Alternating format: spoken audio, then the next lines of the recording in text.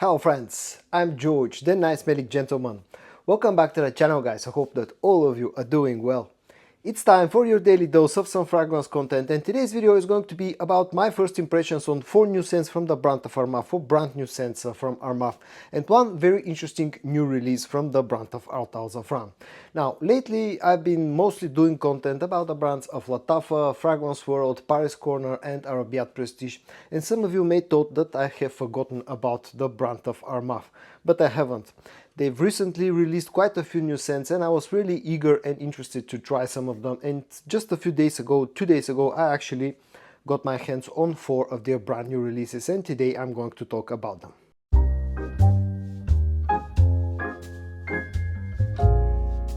Two of the 4 fragrances from the brand of Armaf that I'm going to talk about today that I tried just recently are part of new members of the Odyssey line. A line of fragrances that actually has a little bit of a special place in my heart, because those were the very first videos that I did on my channel. The first one that I'm going to talk about is called Odyssey Limoni. I'm not going to go over the full detailing of the packaging and bottle design, I'll leave that for the full review, but basically if you're familiar with the Odyssey line, you'll immediately see that this is part of that very same line, having this very goofy bottle design.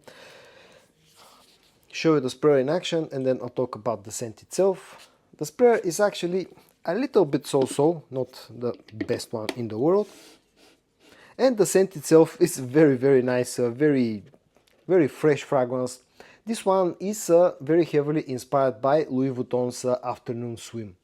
But it's not like a one-to-one clone of Afternoon Swim. This is more like an inspiration, because this I think feels a little bit fresher in the opening, and then on the dry down feels maybe a hint sweeter than the original fragrance, and also has this kind of a slight aquatic vibe to it that I don't personally pick up out of the original fragrance.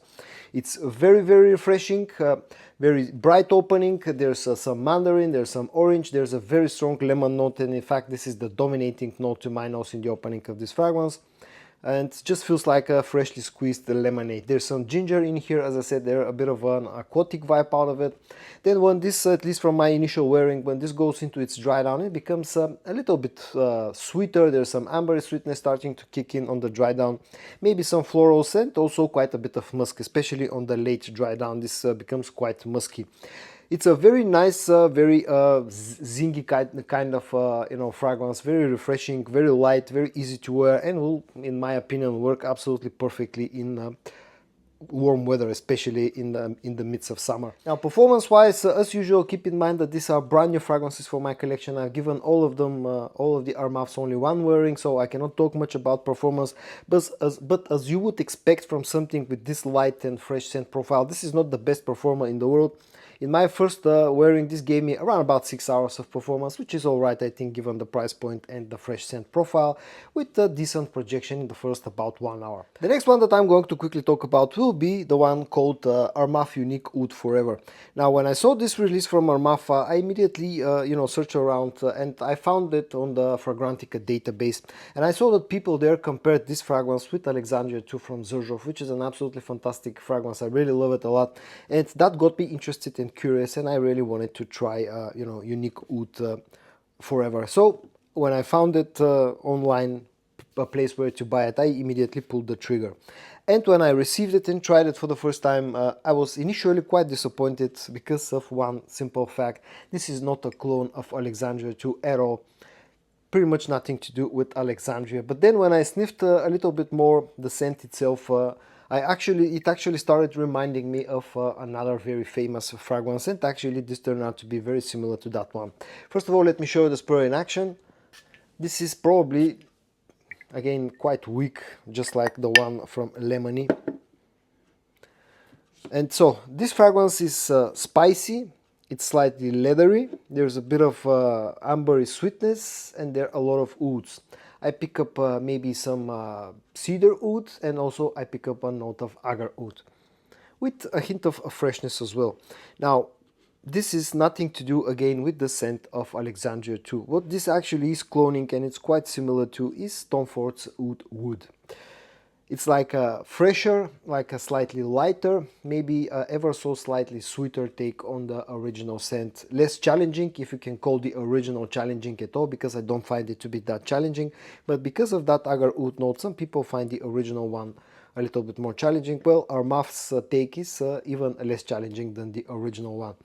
Opens up spicy, there's maybe some pepperness in here, there's maybe some saffron, maybe a hint of cardamom, a hint of something fresh as well, bergamot, and then you're introduced to that slightly darker scent of the original one, with the ouds, the agar oud, the leather, maybe even a hint of sort of an ashy tobacco note somewhere in the background. But this is like an easier to wear version of oud wood. Performance wise, again, just like Limoni and everything else, I've given it only one wear, and it gave me about 6.5 hours of performance, which is maybe slightly disappointing, but I'll give it some time to settle before I actually judge it when it comes to performance itself. So far it's doing decently fine. Projection is more moderate for about hour and a bit. The next one that I'm going to talk about will be Armaf the King. This one has the most impressive presentation overall, and as you can probably guess, this is also the most expensive one in today's video. This costs around about 30 euros, around about that mark, at least here in Europe, making it slightly more expensive than the other Armafs featured. You get better presentation, you get an interesting looking bottle. I'm not necessarily a huge fan, but at least it seems to have quite decent quality. You get a nice secure click. But again, more about the actual presentation when I do my full review of this fragrance. All fragrances featured in today's video from Armaf are 100 ml bottle sizes, and all of them are EDP concentration. Let me show you the sprayer in action. This has a slightly better sprayer. And the scent of this one,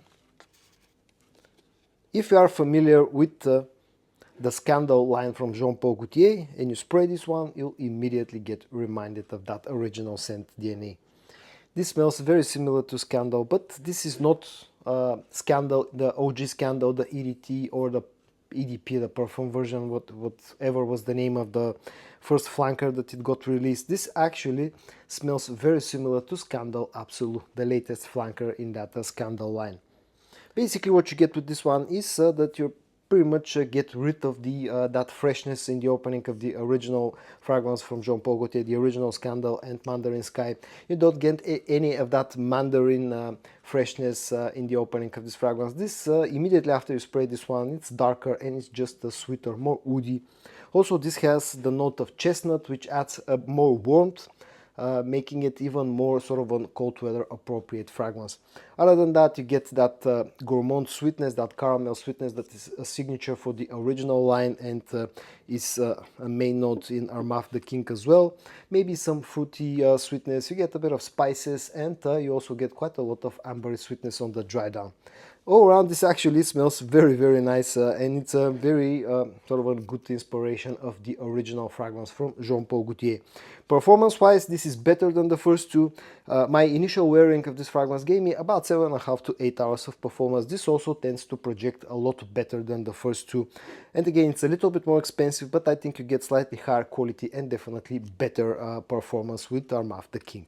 And so we're left with only one Armaf, again part of the Odyssey line, this one called Armaf Spectra, Odyssey Spectra. And as you can probably guess, I left it for last simply because this is probably the one that I've enjoyed the most out of all four that I've tried in this mini Armaf fragrance haul. Again, very similar design to the other fragrances in the Odyssey line, that very same goofy design. This one is a very interesting scent. Now, it feels like a clone of one thing mainly, but also has some elements of another fragrance. Again, a pretty shitty sprayer, unfortunately. And the scent itself opens up sweet and bright. There's a very strong, sweet and slightly refreshing, bright green apple note with this fragrance. You also get a hint of freshness, maybe something like a bergamot note. You get a lot of cinnamon, a lot of lavender, a lot of vanilla as well. And if that opening sounds familiar to you, you may be thinking about this fragrance, which is called 9 PM from Afnan. This one is of course a clone of Jean-Paul Gaultier's Ultra Mauve. Now the opening of Armaf Spectra is very similar to 9 p.m. It's not so close to Ultra Mauve, it's closer to 9 p.m. because of that green apple note.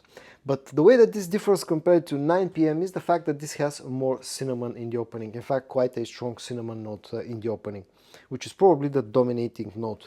But still, in the air, this smells very, very similar to 9 p.m. And you may be wondering, do we really need yet another Ultra Mauve clone at this point after having 9 p.m. and all the other great clones of Ultra Mauve? Well, I have a good news for you, and that's the fact that after the first few minutes when this smells very similar to 9 p.m, it actually starts to transform into something quite different to 9 p.m. and Ultra Mauve. The more this dries down, the sweeter it becomes, but you also start to get a very strong tobacco note with Armaf Spectra. And the more this dries down, the more it starts to remind me of something like Carolina Herrera's Mystery Tobacco. Now, I'm not saying that this is a clone of Mystery Tobacco or that it smells super similar, but on the late dry down, that combination of the tobacco and the sweet notes, there's also a bit of earthiness to my nose, maybe something like a patchouli note, that gives this even more darkness and slightly more depth. But the more this dries down, the more it becomes this sweet tobacco based fragrance with some elements still from 9 p.m. and Ultra Mauve, but also some elements from Carolina Herrera's Mystery Tobacco. And it's a very interesting sort of a hybrid clone, and I've actually been quite enjoying Armaf Spectra. Performance wise, this is probably the strongest fragrance out of the all Armafs that I tried. In my initial wearing, this gave me a solid 8 hours, maybe slightly over 8 hours. Also, this tends to project quite nicely in the first hour and a half up to 2 hours. That opening, very similar to 9 p.m, makes it quite a strong projecting fragrance in the opening. So I've been quite impressed by Armaf Spectra. Actually, I think this is a very nice, very interesting combination or a hybrid clone between 9 p.m, Carolina Herrera's Mystery Tobacco, and a few other elements. Okay, now let's talk about the last one featured in today's video, which comes from the brand of Ard Al Zaafaran, and it's part of the Dirgham line of fragrances. This is the way that the bottle looks, and you're probably thinking, wait a minute, we already know about this fragrance, Dirgham. You know, it's that fresh, sweet, slightly green fragrance that's very similar to Chanel Allure Homme Sport. And in fact, I featured that fragrance just recently, a few days ago, I think. But this is a completely different fragrance. This is the original Dirgham, which is called limited edition. This one is called special edition. Packaging is very similar to the original one. You get that extra small pocket size bottle inside, which contains 20 milliliters of juice, which is always a nice touch. And the bottles themselves, they really look very similar, but the fragrances inside have absolutely nothing in common between the two of them. This is a very fresh, sweet fragrance that's great for warm weather, and it's quite a banger actually. A very good affordable fragrance. This one though is completely different. Let me show you the sprayer in action. This probably has the better sprayer than all of the Armaf fragrances. And the scent itself, if you know how Parfum de Marly's Altair smells, or if you know how Liquid Broom from French Avenue smells, you immediately recognize that this has been inspired by the original fragrance from Parfums de Marly. It's a clone of Altair, basically. But again, it has a few minor differences to my nose. This opens up a little bit brighter, opens up slightly more floral, slightly more sort of white floral compared to Altair and also Liquid Broom. This doesn't have that strong cinnamon note that the original one and Liquid Broom has. Also, this feels slightly less sweet in the opening. The white florals, you know, that orange blossom note is slightly ramped up in the opening of this one.